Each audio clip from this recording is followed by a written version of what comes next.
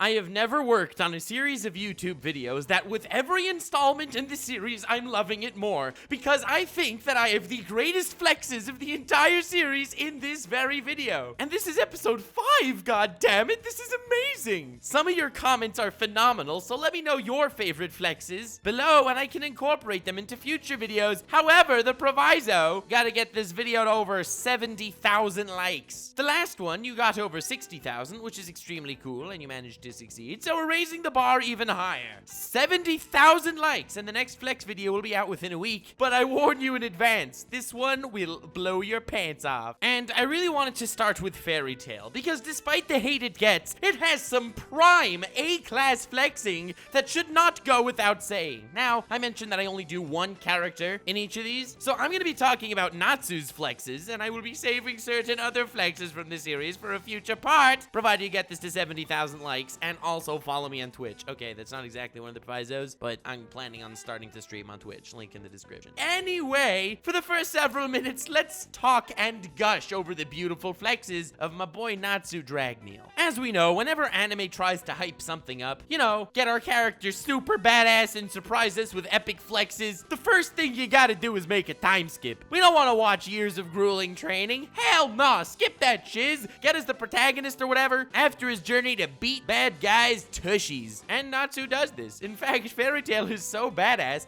there are 2 time skips. There's the 7-year into the future time skip after Tenro Island, as well as the 1-year time skip after fighting the Tartaros Guild. So naturally, both arcs post those respective time skips are just flexo mucho muchacho. That is the extent of my Spanish, I apologize. First, I'm gonna talk about the second of the time skips because Fairy Tail did a hell of a lot of flexing in the Grand Magic Games, and I will be saving that for in a few moments. First, after a year where the Fairy Tail Guild was disbanded, there's the Grand Magic Games. And in the Grand Magic Games, all of the strongest wizards in the country meet up to compete to see which is the strongest wizarding guild. Very cool. It's a very epic tournament, and unfortunately, since Fairy Tail was disbanded at this point, they were not present. Very sad. But as the finals were approaching, and there were the 2 strongest wizarding guilds left in the arena, Natsu, after a year of badass training, walks onto the stage and says, "Hey, anyone here want to fight?" And from the sheer aura he was giving off, and he did not realize because he was trading in caves and shiz for the last year, he didn't even know how strong he became. But just by getting ready to fight, he melted the entire arena and accidentally defeated both finalist teams. Now, this is literally just flexing. He made a muscle on his arm and defeated the 2 strongest wizarding guilds competing in the tournament. We knew that Fairy Tail was going to go up against Zeref, their most powerful adversary they would ever face, and we knew that there needed to be some hella training and for our characters to get a lot stronger. No one expected this. It was great to see Natsu again. It was wonderful to see him walk into the arena, and honestly, I think everyone was expecting, oh my god, he's gonna like fight both guilds at once or something. But no.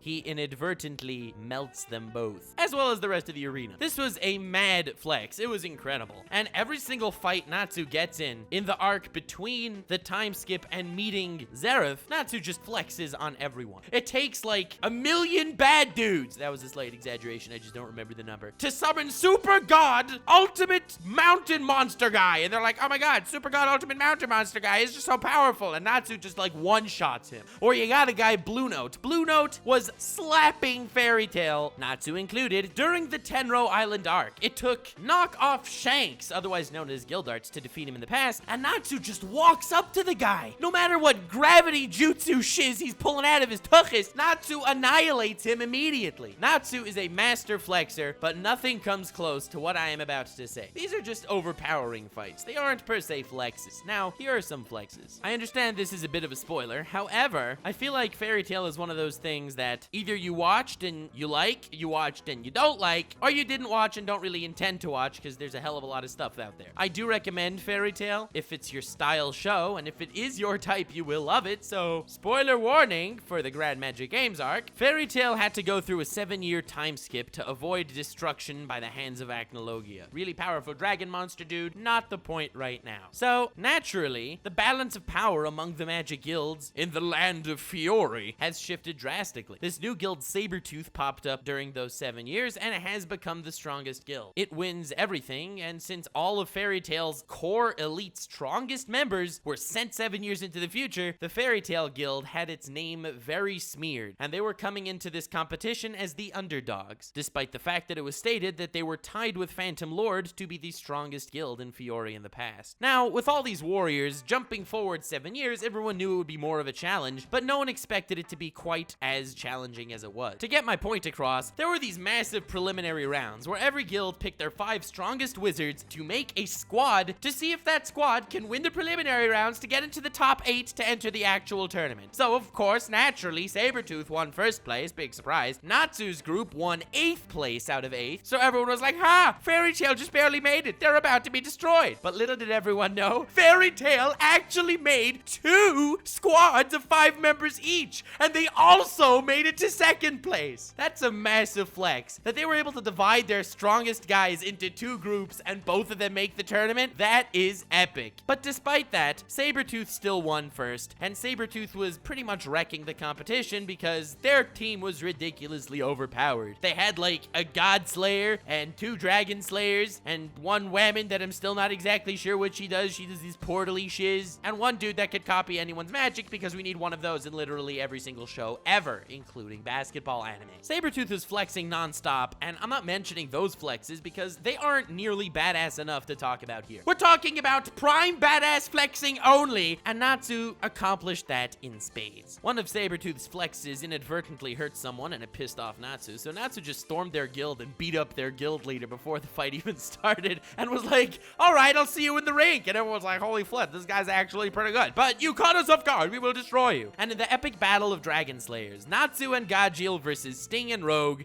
being the light and dark Dragon Slayers of the Sabretooth Guild, who were both flexing nonstop the entire time. This fight was epic. It's everything I want in a Fairy Tail fight and more. At first, Natsu and Gajeel are fighting them, and it looks like Sting and Rogue are winning. You know, most shonen fights, the bad guys win in the beginning, the good guys win at the end, nothing new. But then it turned out that Natsu and Gajeel were just seeing what they could do. They weren't even trying to fight back. It's not like they were losing in the beginning. They just wanted to see the extent of the opponents they're fighting against so they know how much power they are going to need to output. This in itself is a huge flex, a massive flex, but it's completely overshadowed by what's to come because they're up against Sting and Rogue, 2 of the strongest wizards in the entire country, and Natsu picks up Gajeel, throws him in a mining cart, and chucks him off a cliff. And since all Dragon Slayers have motion sickness, Gajeel gets all sick and boobly, and Gajeel cannot return to the fight. Natsu ditched his teammates so he could fight them 2-on-1, and it's not even close, he completely crushes them. Chucking Gajeel off the cliff, a massive flex. Beating both Sting and Rogue without even unleashing his full power, i.e. Lightning Dragon shiz, is a massive flex. But what made this flex feel, what really hit me about this, is the emotional buildup to all of it. Fairy Tail, the guild, is the protagonist of the Fairy Tail series, and our heart is entwined with that guild more than it's entwined with any individual character. I mean, I love Natsu and shiz and whatever, but not as much as I actually feel like a part of the guild. This is the guild getting back its name and reputation by absolutely slaughtering the adversaries that were putting them down. This isn't some massive fight to save the world. This is a fight to save face of my guild, Fairy Tail. I wanted to talk about this first on this video, and I understand this is a very long segment. Don't worry, I still have 7 more flexes prepared for this video, because I feel like I'm the only anime YouTuber that really gives Fairy Tail recognition,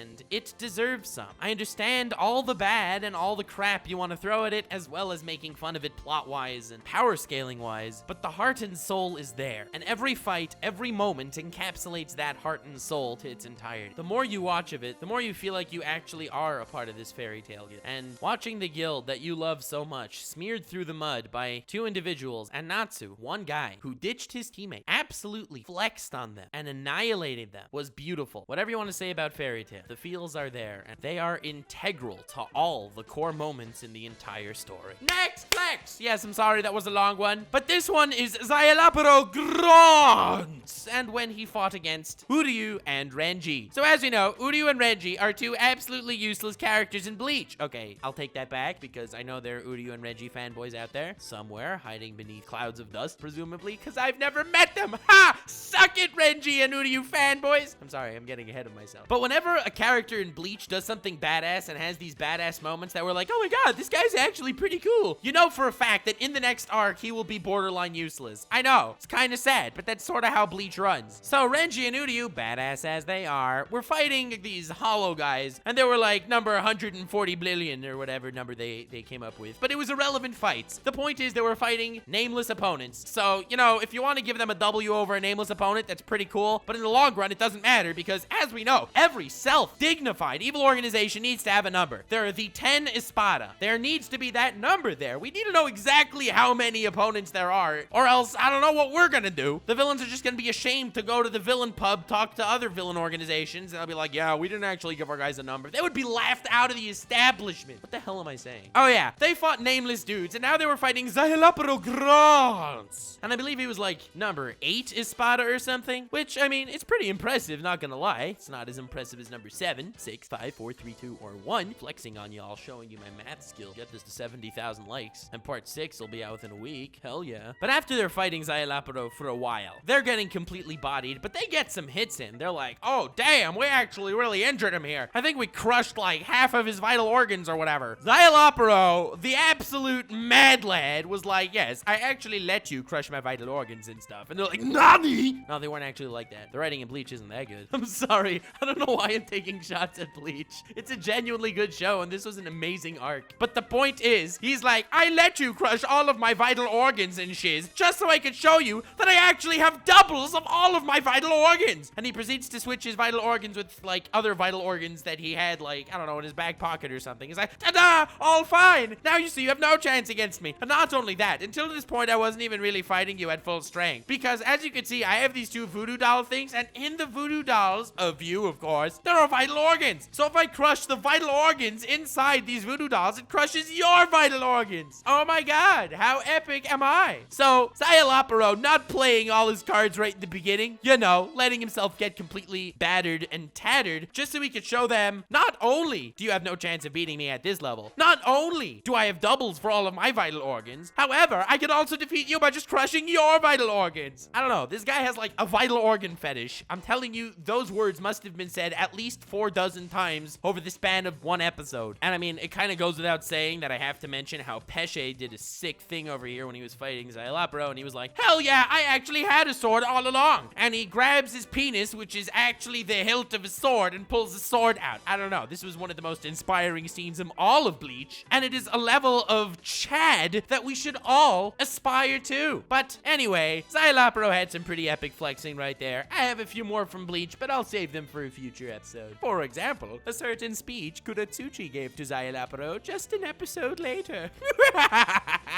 Next flex. Kaiba has a goddamn jet that looks like a Blue Eyes white dragon. That is completely unnecessary and a massive waste of money. But hell no, he's like, there are only 3 copies of the Blue Eyes white dragon in the world, and I possess all of them, totally legally. It's not like Yugi's grandpa had one or something that I accidentally might have torn as a total accident in the past. And yes, that punishment will completely be forgotten in future episodes, but I will prove to you all that I am superior, and I have these really epic cards that literally lose to Trap Hole Kaiba by modeling a jet plane after a Blue Eyes white dragon. I mean, that's whole nother level of addict, but it's also a massive flex, so I give it a pass. One of the beauties of Yu-Gi-Oh! Is when you're making your deck, your opponent does not know the combos that you have in there. That's why you have to have a side deck and whatever. I'm the Yu-Gi-Oh! Nerd here, so I'll talk for a minute. If you knew what your opponent had in their deck, well then, it will be so easy to develop a counter strategy to defeat them. So when Kaiba's about to enter a tournament, and someone's like,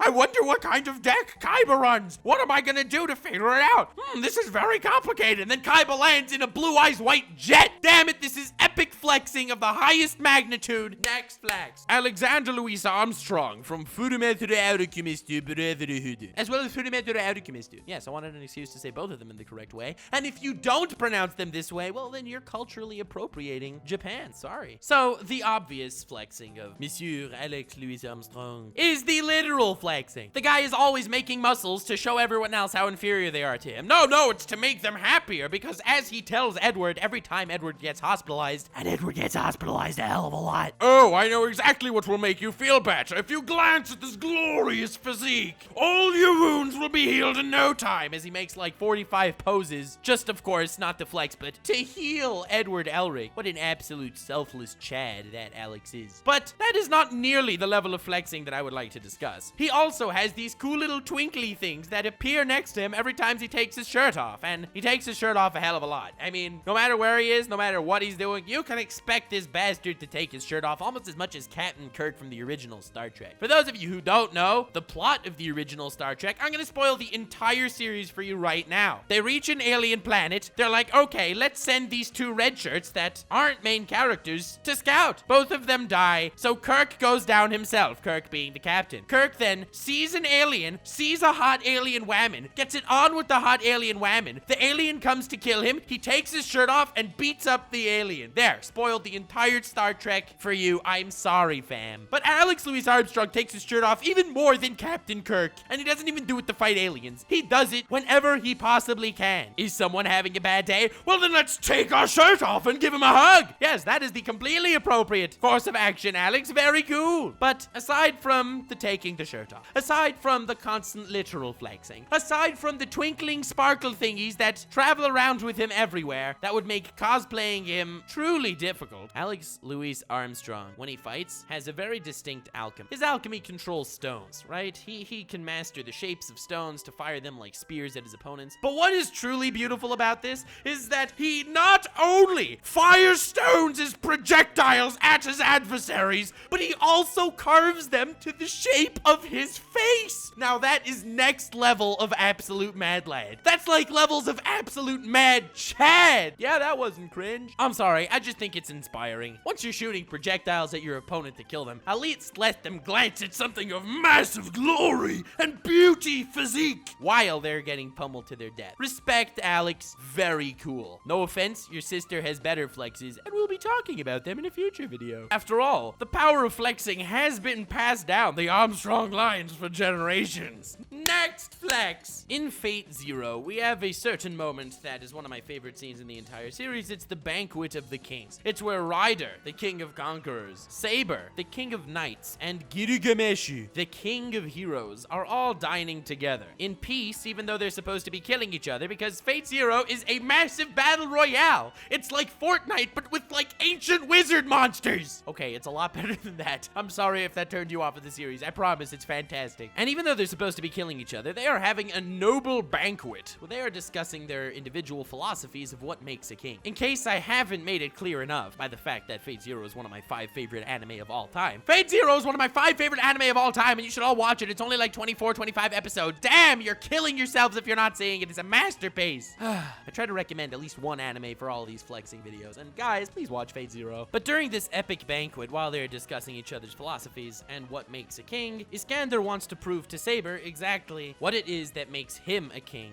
and why his vision is far clearer than hers. So, while they're drinking from this massive keg of wine, they get attacked by Assassin, a different servant, attempting to assassinate them. You know, living up to his reputation there. Being that this is a game of tactics as well as a game of might, no servant wants to reveal to the others exactly what their noble phantasm or their one unique ability truly is. Because, you know, element of surprise and shiz. If you come up to your opponent and you know what he's doing, you kind of know how to defeat him already. And despite all this, Iskander, the King of Conquerors, flexes on everyone, where when Assassin attacks them, and Assassin's ability is that he's like 50 guys, Ryder says to him, "Oh, come, join our banquet. This wine is like your blood." And then Assassin throws a knife at the keg of wine and it splashes everywhere. And then Iskander says, "Well, I did say this wine is like your blood. So if you want it spilled, then so be it. Let me show you what it means to be a king." This is done not as a flex and not as malice, just to show her exactly what his core philosophy is. And his philosophy is to believe in his men, and his men will believe in him. He will build up his army morally, and in turn, this bond will create a far more powerful rule than anything else. And then, even though he probably did not need to at this point, he used his noble phantasm, Ionian Heityroi, the ability to transfer everyone within a certain range into an alternate world on a massive desert where they have to face Iskander, the King of Conquerors, and his endless army. It is beautiful. It is one of the most overpowered abilities, and it brings tears to my eyes when you see Iskander Iskander standing tall, and an endless army behind him, all loving him and cheering his name, where you can see that this is a bond created between every single one of them on an individual level. And Iskander doesn't turn them on Saber, despite the fact that he has a limited amount of times he can use this power, but instead, in order to show her what it means to be a king, he attacks Assassin.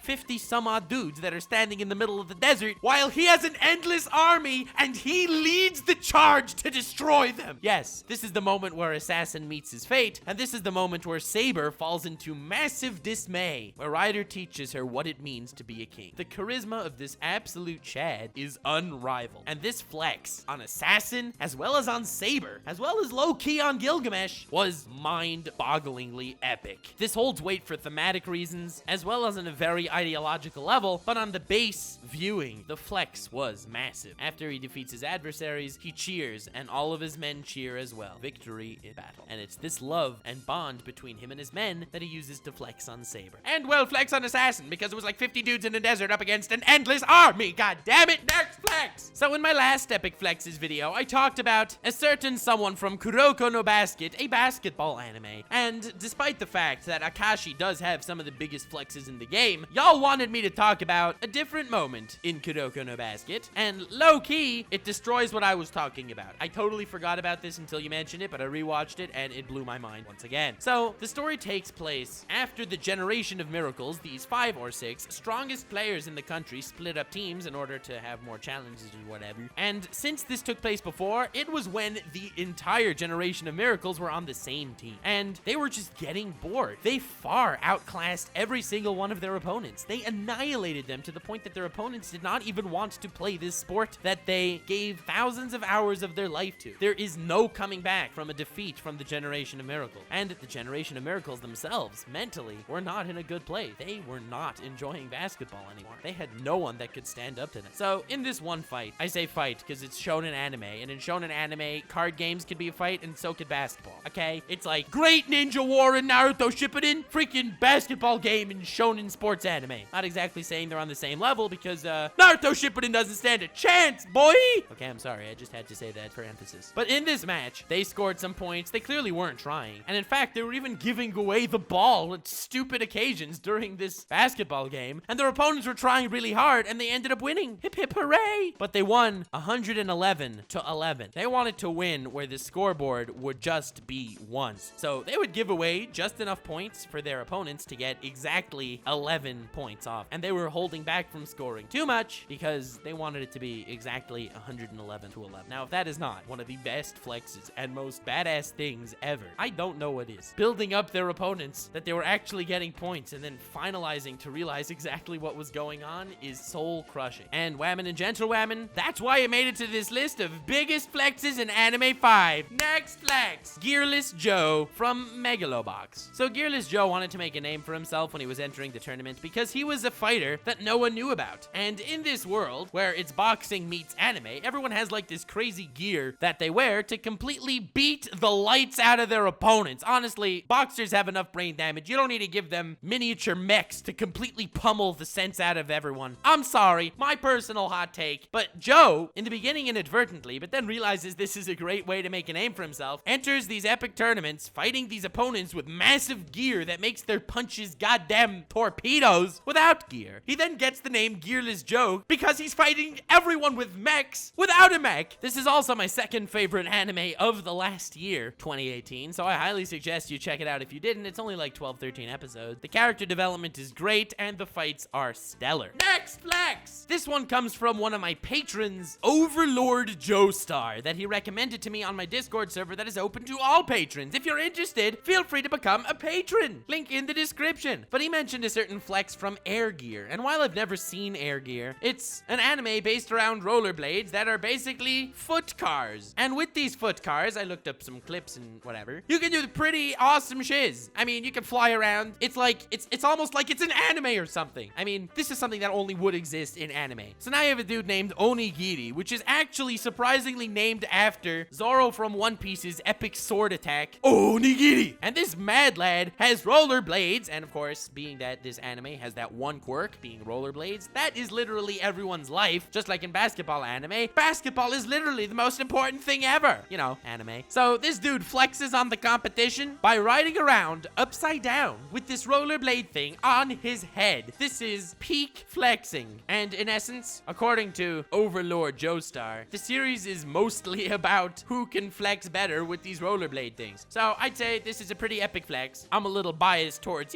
my other 7 flexes over this one. But this actually looked pretty cool, and I may be checking Air Gear out to see exactly what I'm missing. Actually looks kind of fun. Well, in any case, thank you all so much for watching. I hope you did enjoy this video. Link in the description, as I've mentioned, to my Patreon. Feel free to pledge there. To my Twitter, feel free to follow me there. And to my Twitch, also feel free to follow me there for epic streams that may happen eventually that I am actually hoping will happen soon. Remember, 70,000 likes! And Biggest Flexes in Anime 6 will be out within a week. As I've mentioned, this is probably the most fun I've ever had with a series of YouTube videos I've been making. Flexing is one of the peak badass cliches in anime, and I can't get enough of it. Feel free to let me know your favorite flexes in the comments below to perhaps feature them on future anime flex videos.